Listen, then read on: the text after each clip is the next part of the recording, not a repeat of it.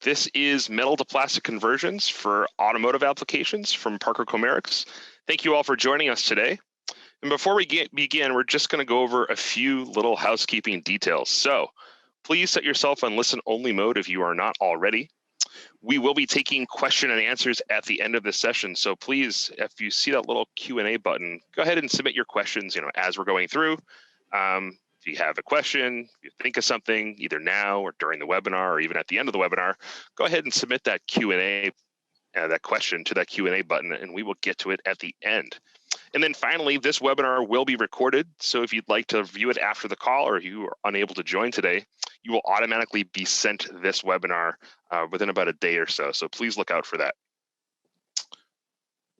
All right, let's introduce our speakers.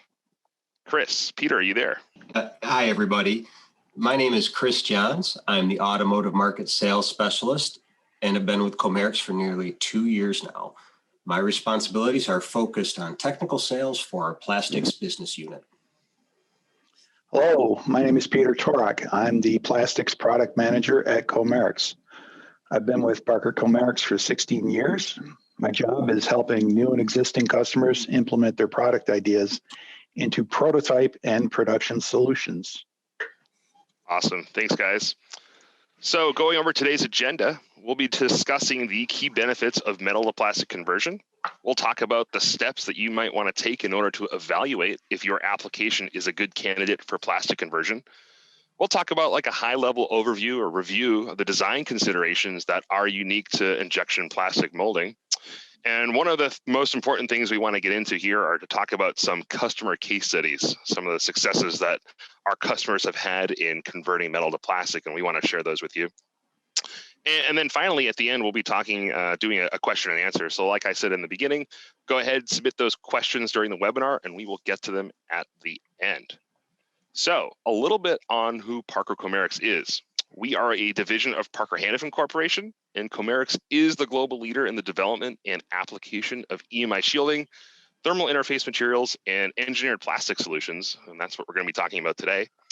Our core competencies are in material science and process technology, and Chomerics really offers a unique sort of market-driven product development cycle where we feature integrated electronics housings, and we take our custom engineered solutions and help our customers with an integrated global supply chain management. So one of the unique things about Chomerics is that we sort of help in all those facets.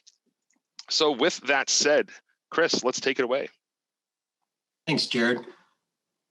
Ever since the introduction of advanced polymers, engineers have been converting metal parts into plastic. The parts shown here are all parts that we've been involved with successfully converting over the years.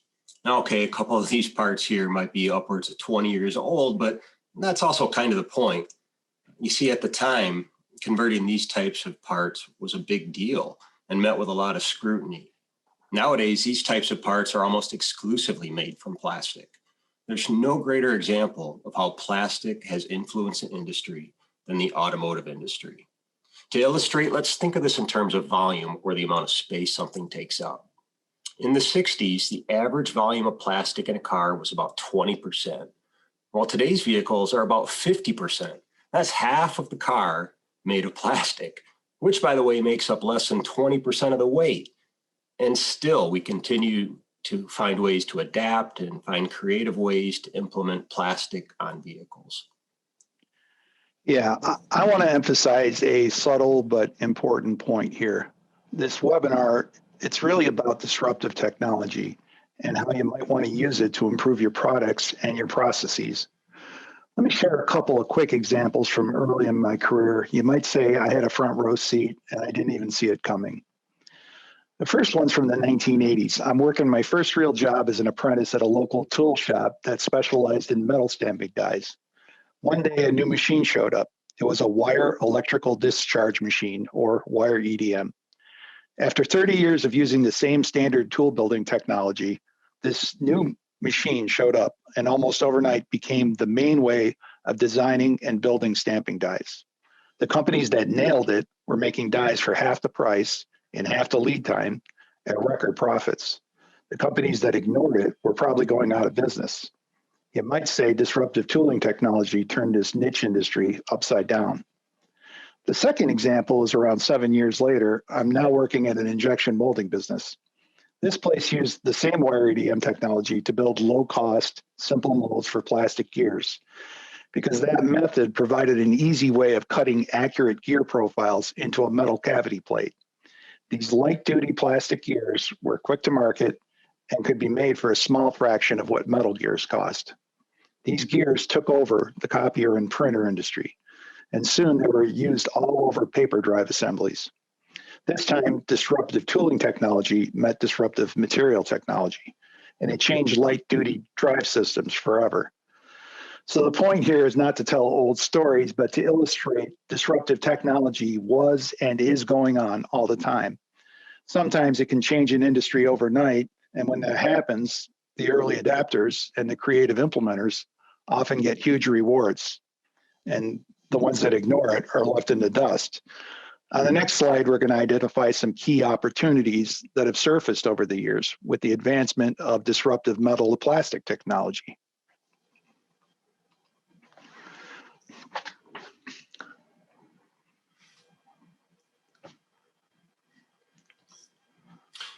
So here's a handy diagram that outlines some of the main benefits when using plastic over metal. Chris, kick us off at the top with weight considerations. Well, it doesn't matter who you're talking to, lightweighting is a universal demand, especially in the age of vehicle electrification.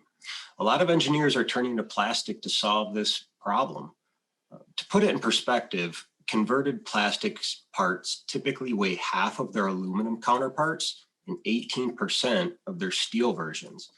That's a huge potential weight savings and one of the more obvious benefits. So on to some that are not so obvious. Pete, what's next?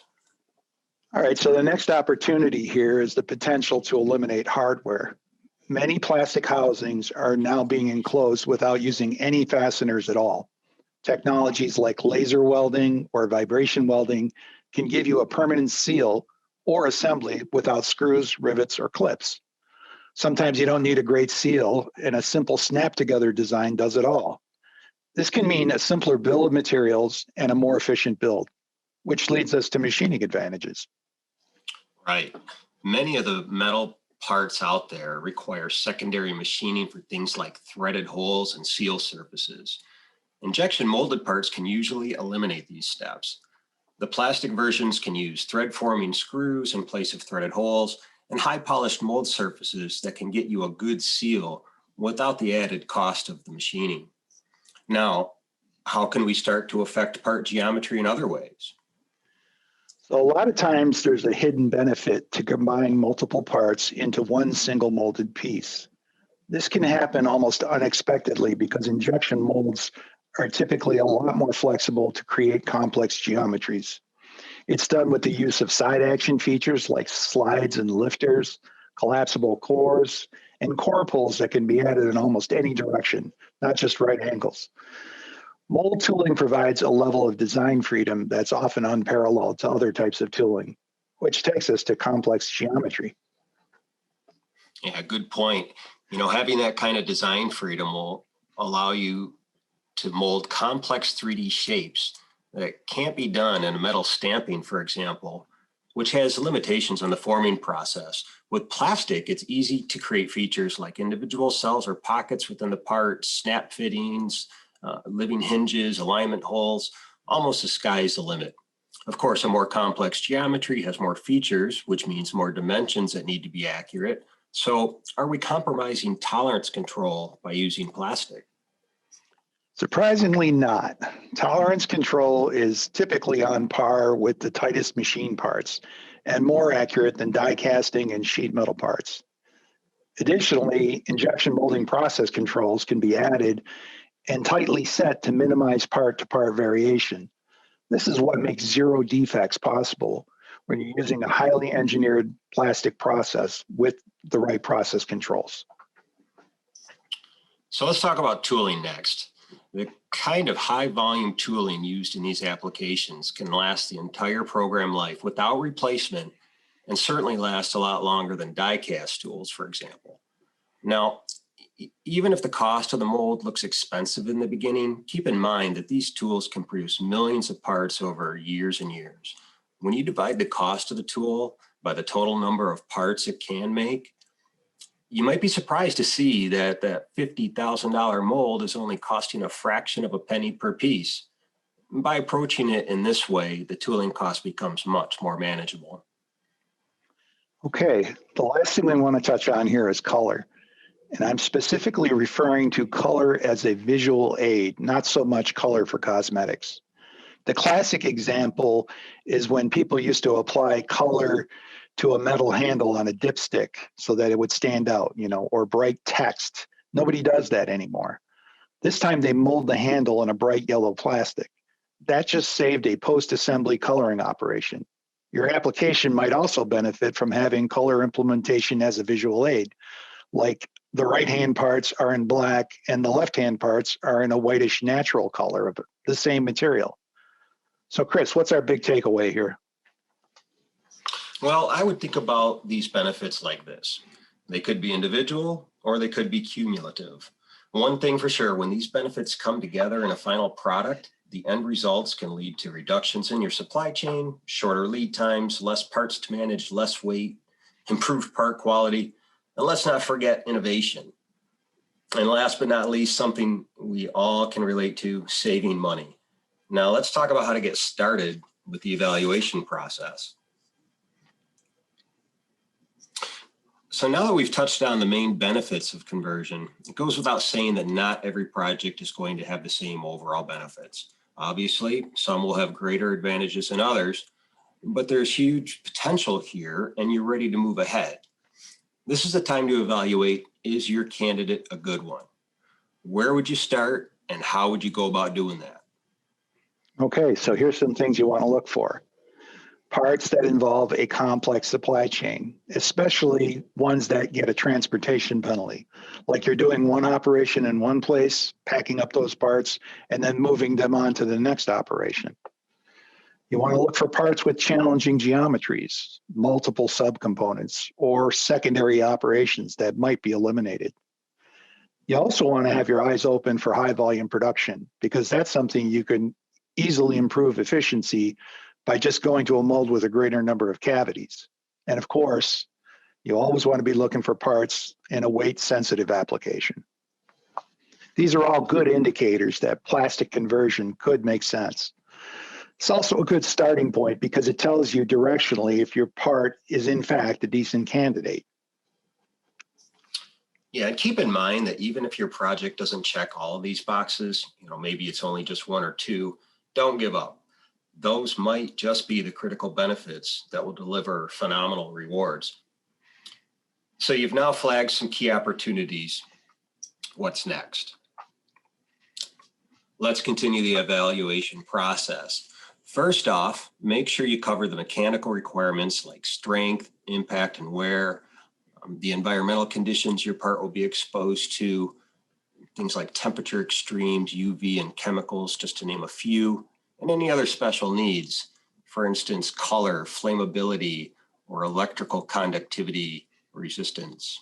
A natural outgrowth of this step will be a lot of thought about material selection. This might be new territory for some of you, and with literally thousands of choices, this can seem overwhelming. Don't panic. Most material companies and molders will have specialists that can help here. You might be surprised to find that having this many choices is actually an advantage. Chances are there's a polymer already out there that's well suited for your needs. Right. So it's always a good idea to bring in partner vendors, like somebody who understands material selection, into your conversation. Ideally, you want someone that has experience with the type of parts you're considering. This may include somebody like a molder that's currently making similar parts to yours.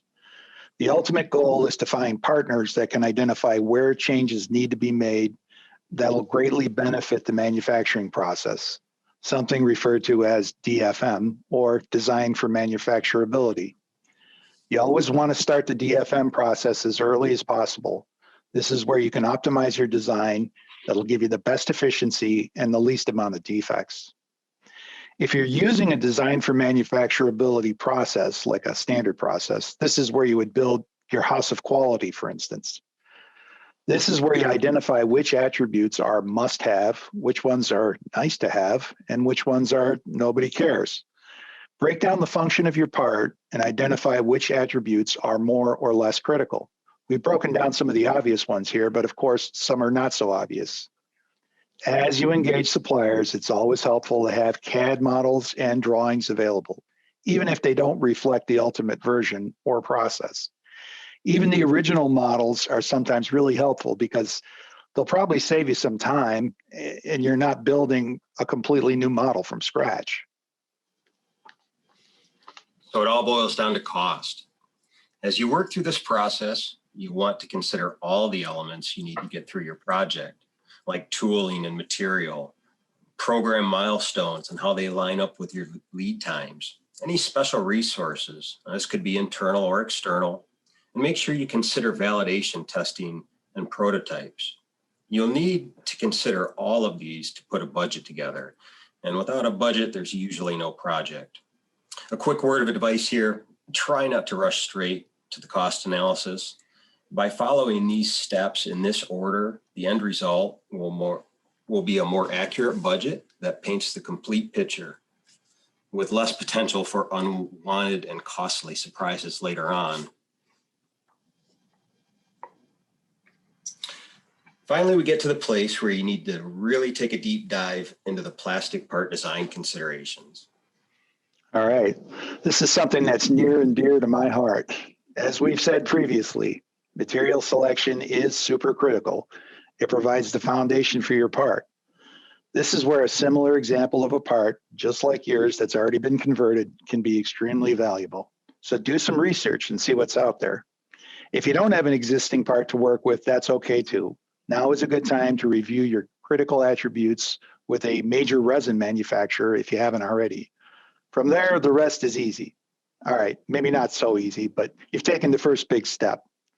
What's next is kind of the secret sauce to plastic conversion. In the world of injection molding, few things are as important to design as uniform wall thickness. A consistent wall thickness allows your part to cool at an even rate, which is the key to reducing part warpage. Keep in mind, this is a balancing act. Your walls need to be thick enough so your injection mold can fill it easily, but not too thick to penalize your cooling time. You know, one of the most common things I get asked as I talk to people about this topic is, isn't metal stronger? Okay, yes, but how strong does it need to be? Strength enhancing features such as stiffening ribs, gussets, and bosses can be added to increase the part's structural integrity. Sometimes a minor design change that adds just a few ribs is exactly what you need. All right, so let's talk about draft angles. The best laid plans will fail miserably if you can't get a part out of the mold. So that's all I'll say about that. Well, you need adequate runners and gating to supply the required material to each part cavity, while being careful not to go too large or too small. The optimum gate size and location will allow the part to fill properly and cool in the mold efficiently. This will help ensure a high quality part is produced consistently within targeted cycle times. All right. So you want to remember that you need to design your mold to not only achieve efficient cycle time goals, but you want to minimize tool maintenance and refurbishment. This is where you want to make sure you use the right mold materials and the right tooling strategy, which is based ultimately on your program life volume requirements. The goal is always to provide maximum tool life for your project. So what we covered here are the basics. There are specific design guidelines behind much of what we talked about for rib dimensions, draft, radii, transitional features, and other things that affect mold flow that ultimately you might need to consider. We could spend a whole webinar on this subject, and who knows, in the future, we might just do that. But for now, these are meant to get you thinking about how easily your design will transfer and what design tweaks you might need to include. Now, on to my favorite part of the presentation, case studies.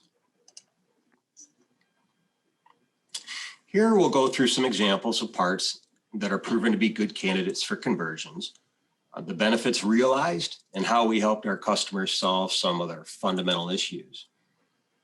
Okay, so the cylinder head cover shown here is a classic example of plastic's ability to accommodate complex geometries.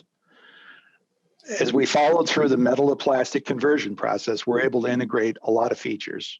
We added cable mounts, we added a makeup air port, we eliminated the spark plug tube mount.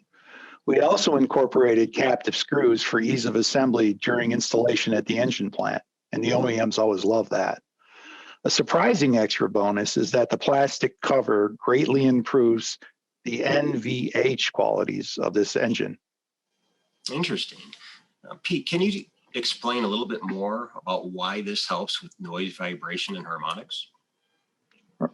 The die-cast metal versions of a part like this often act like a bell, and the metal tends to reflect noise energy, where glass fiber and mineral-filled plastics, the ones like we used in this assembly, have a natural ability to absorb and dampen sound waves.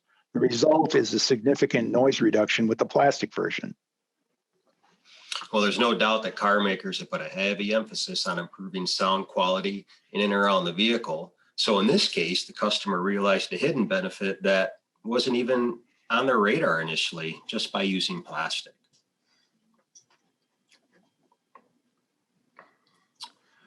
Okay, this case study is really cool. This EV drive unit pump cover assembly is a simple yet effective example of how value-added components can be added easily by the injection molder. Pete, what can you tell us about it? All right. The major takeaway from this example is that the original metal die casting, or even if it were a metal stamping, they don't robustly integrate an oil-tight seal without secondary machining. The surface finish needs to be very flat and very smooth in order to achieve a good oil seal. The groove design needs to be deep enough to retain a gasket during transportation and assembly. This can be done with injection molding, but it really can't be done with a die cast part. Another feature you want to take note of is that we're using compression limiters at each bolt hole location, and that helps the bolts stay tightly fastened. This is how a plastic cover can maintain a seal without the risk of leaking oil over time due to plastic creep. So this is where it really helps to work with a supplier that can provide expertise in gasket solutions.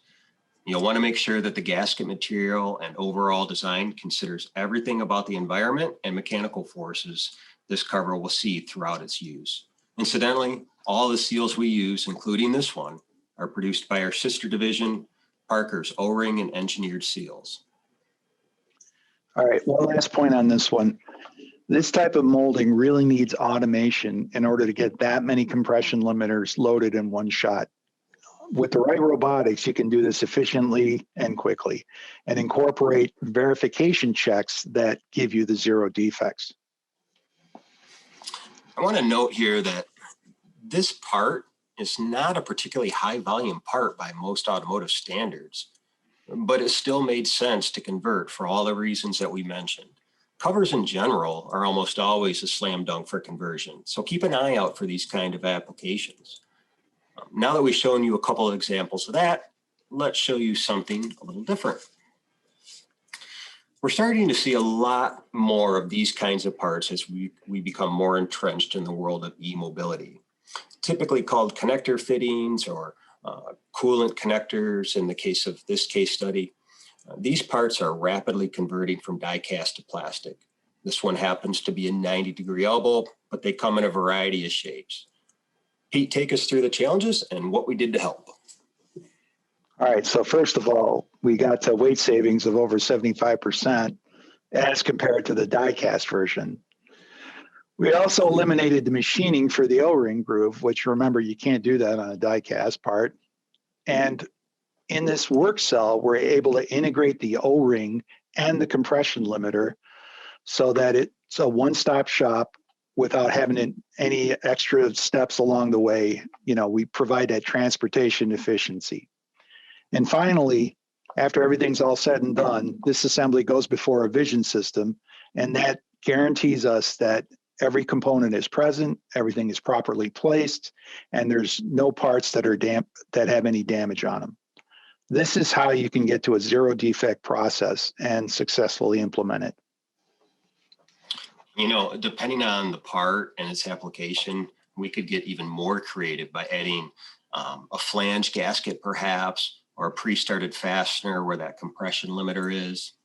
This particular application didn't need it, but opportunities like this are always worth exploring.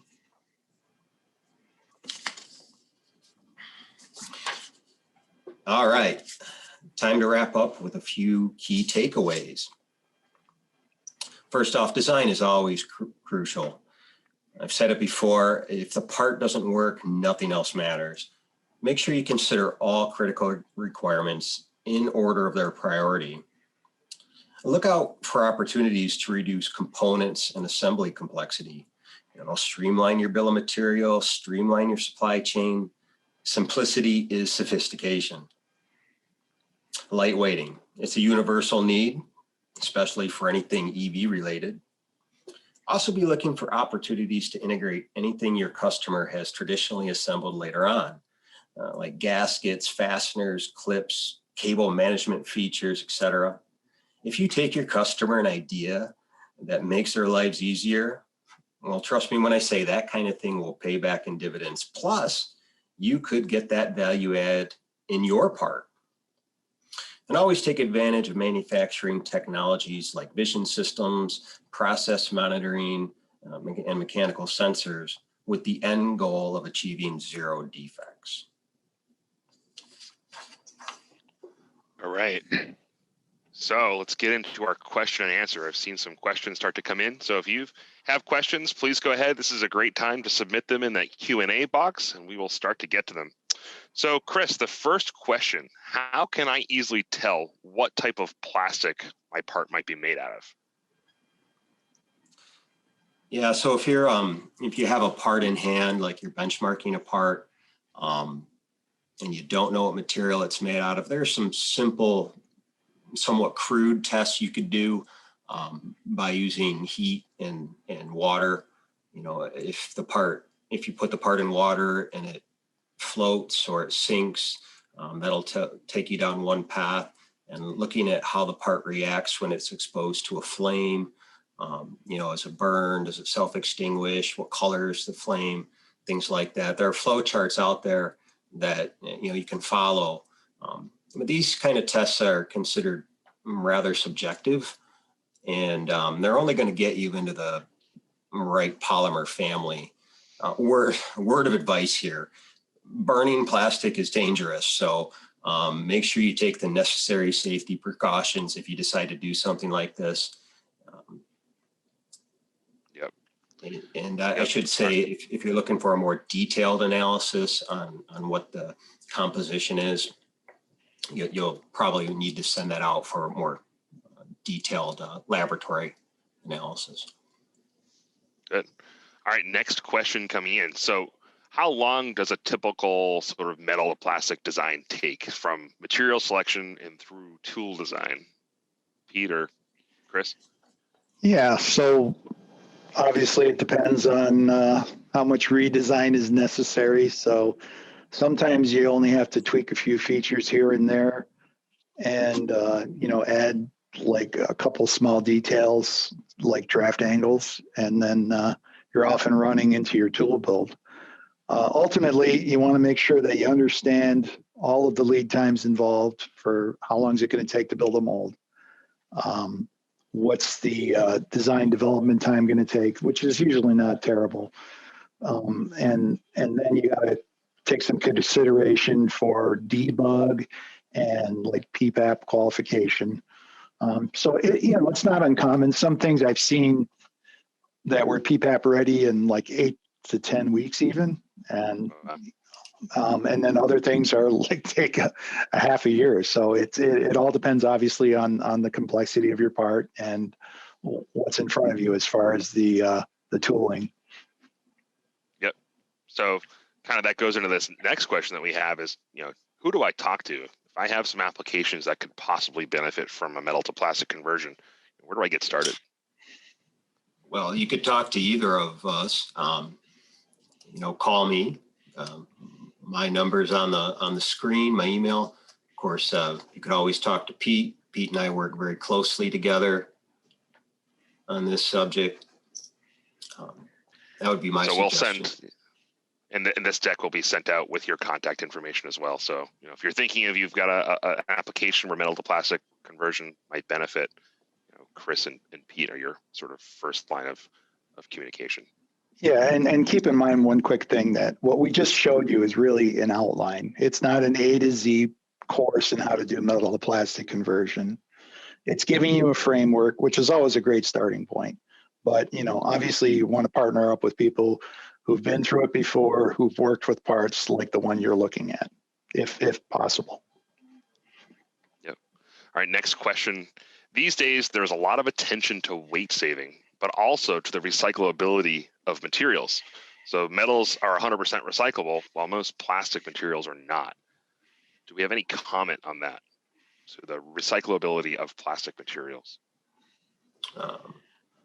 Well, I'll let Pete answer it, but I'll just say this. We recycle almost all of our plastics. We either regrind it and reintroduce it into our system. Certain parts can't use regrind, but it's a separate loop within our material management system for handling that. And recyclers will use it, but I'm sure Pete can answer. Yeah, so one of the things that's challenging on the recycling front is the fact that most plastics are fairly specialized and they have unique fillers in them, right? A lot of the stuff we've talked about today, that's pretty typical. So you can't just take a part that's got like 30% glass fiber and grind it up and use it in another application where you don't have any glass fiber, because obviously you're changing the material. So it gets pretty specialized when you want to recycle. But the good news is, regardless of what type of material you have, if you have material scrap, there's always a plastic scrap handler who's dying to buy that plastic, whatever it is. And they'll, even if they have to melt it down completely and harvest off the polymer or whatever they do, they'll find a way to get maximum recyclability out of your material. So it's really not the best solution anytime to just send it to a landfill. There's usually somebody who wants to buy your excess scrap plastic, regardless of what it is. All right, we still have a few more minutes, and I still see questions coming in. So if you do have any questions, please go ahead and submit them through that Q&A button. So the next question, Chris and Peter, do you see a market for the aftermarket parts, or is it mainly for OEMs? Yeah, mainly what we see are OEM applications, just because of the higher volume. I'm sure there's an aftermarket potential out there, but it's not something that we've delved into. Yeah, I know. It all comes down to volume. If your aftermarket has really big volumes, then your aftermarket could be even bigger than the OEM parts. It's, it just depends on the life cycle of a part. Some parts, you have to throw them away after a couple of years, and people are looking for new ones. So it's going to be very application specific, but by and large, most conversions are usually OEM centric. But that I wouldn't never rule out an aftermarket application. You should always take a deeper dive. And just one point I wanted to make on that. We are starting to see more of this as we head into the e-mobility market. That's lower volumes. There are a lot more one-offs than there used to be. So we're finding creative ways to deal with these lower volume applications that are, say, less than 100,000 pieces a year, and doing it competitively and effectively. Yep. All right, next question, Pete, you might want to take it, is, can plastic be used for shielding purposes? Oh, yeah. That's something I'm very familiar with, because I also am quite involved in conductive plastics here at our facility.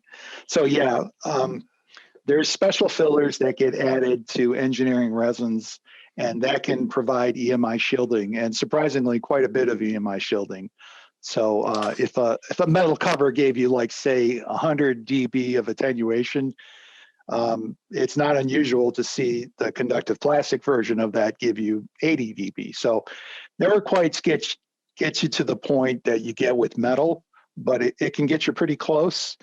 And then there's some little side benefits you can get with the plastic, the kind that we just talked about. Plus, the conductive plastics have better absorption properties as well. So there's some subtle benefits that can really be a game changer depending on what you're doing. Right. All right, next question is, what should I look for when choosing a supplier? I'm a little confused. There's a lot of options. Yeah, so that's a tough one. Me personally, I would look for a supplier that has a lot of quality awards from their customer. These awards are very difficult to achieve and often are good indicators that all of the state-of-the-art processes and controls are in place, that company has a track record of zero defect and on-time delivery. Usually companies are very proud of these types of awards, and they'll publish them on their website or on other forums. That's one of the things I'd look for. If you're on a particularly sensitive application where you need to be at the shop where the parts are running, then you might want to look for someone that's closer to home, so to speak, but maybe not necessarily needed in many cases. The big thing is experience. You always want to ask the question, when you're reaching out to suppliers, it's like, hey, have you guys ever done anything like this before? This is what I'm thinking of, and you'll find out pretty quickly if they've already been through this with a similar part or they haven't been through it. And even if they haven't been through it with your exact part, if they've been through something that kind of sort of looks like what you're doing, that's always a good sign as well. So you want to, it's really, really beneficial to try to gather as much of that DFM experience as you can possibly gather. And sometimes you might have two totally different projects, but there's benefits that are overlapping on both of them. So look for that as well. All right, it looks like we've got time for one more question. This question has to do with fluid and fuels. So can plastics withstand the fluids and fuels for, say, military transportation or military automotive applications, for instance, NBCR chemicals or supertropical bleach and that type of thing? So there are a few plastics which are pretty specialized, which let's talk about fuels for a minute, that can handle fuel resistance. And some of the parts we showed in the very first slide actually live in transmission fluid for their entire life. Now, 30 years ago, they didn't have a plastic that could do that. So keep in mind, there's new materials being developed all the time with special characteristics like resistance to breakdown in like hydrocarbons and like hydraulic fluids and things like that, which have always been kind of problematic for a lot of different plastic types. As far as the tropical bleach wash down that you see on military parts, sometimes that's as simple as putting a little bit of a coating on the part, like a painting process. I mean, obviously that's a little extra money, but you'll always want to look for opportunities to know what it is you're exposed to, and sometimes it's just a simple paint that can handle everything you need. Like UV, for instance, you might have a material that's not a particularly good UV material. As soon as you put a coat of paint on it, it changes everything. So keep in mind, there's other ways to get around that. All right. So any final comments, Pete, Chris? Yeah, I have just one. You might have noticed we're not exactly professional webinar hosts. So we are professional injection molders with a lot of experience and really good at what we do. So please reach out to us if you have a project that you feel we can help you with. And the other thing, I know that there are people on this call that have questions that you want to ask, but you're holding back because you're concerned about disclosing sensitive information about the project that you're working on. Call me. I'll get that NDA in place if we don't already have it and schedule a private consultation for you and your team. Yeah, and kind of what I said earlier, remember this whole webinar is more or less an outline. So keep that in mind. Use it as sort of the foundation for evaluating your part and the type of process that you're going to have to go through from beginning to end. And then from there, just partner up with the right people and you're off and running. All right, with that, if there is nothing else, thank you everyone for joining us. We appreciate your time. Thank you, everyone. Thank you. Thank you.